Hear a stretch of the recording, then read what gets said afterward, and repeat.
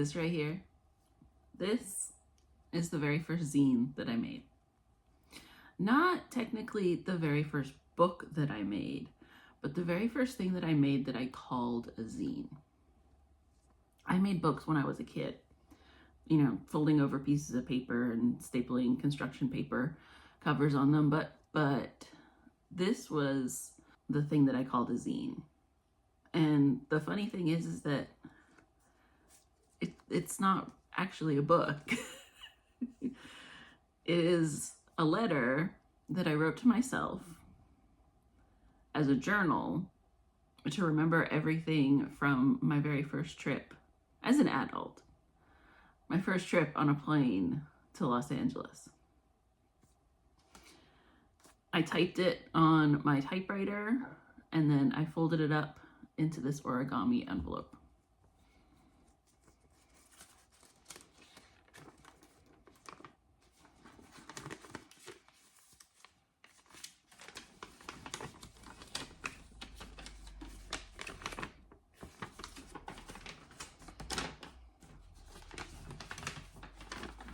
I called it Vanishing City because I really thought that I was going to write more of these.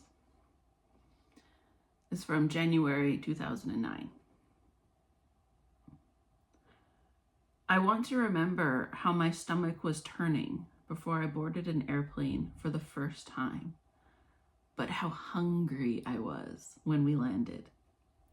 The burrito from Bright Spot with hash browns on the inside, Chinese checkerboards on the wall, the nap I only half took that first day, Echo Park the neighborhood, Echo Park the park, the familiar lake under unfamiliar palm trees, the men waiting for work on street corners, the men fixing cars on the side of the road, Benjamin Button under the dome, celebrities in the concession line.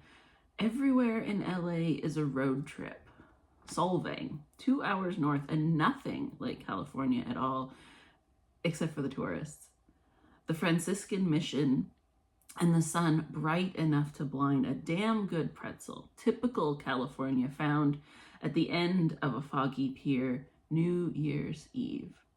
Feeling monumentally lost, Madonnas in the gardens, dogs behind every fence, sushi, brunch, the pier, the ocean, the beach in January, the fancy parts of town, the good parts of Atlantis, lasagna, Animal Crossing, the tail end of the farmer's market, but enough time to find a new band, a nice cheese, and the pupusa.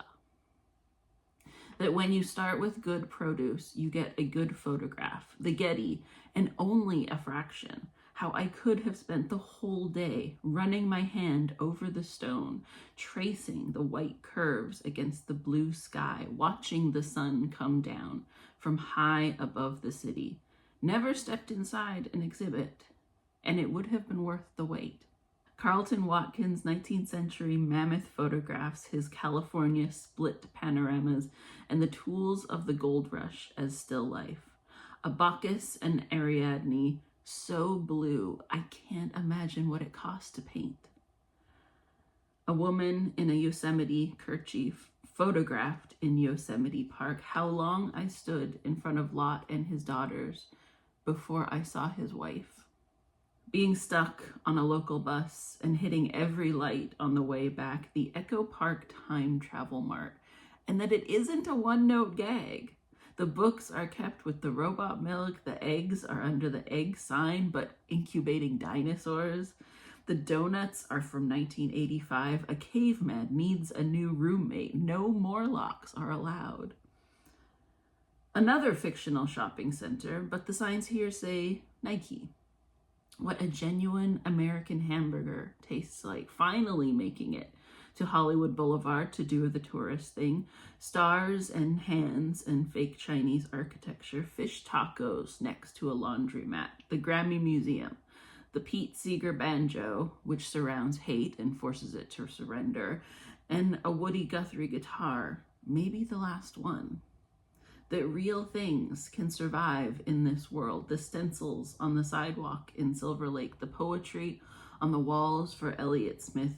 the Chinatown that looks like a film, the earthquake I didn't feel in the basement at Mocha, more fish tacos, a persistent mariachi, breaking my no restaurant rule twice for Bright Spot because it was lunch, and then I decided I wanted pancakes. Wormhole conditions are apoplectic today. Fried chicken and waffles, churros at the drive-thru, flying out at night and seeing the lights of Los Angeles, the snow on the ground when I got home, and looking for the sun.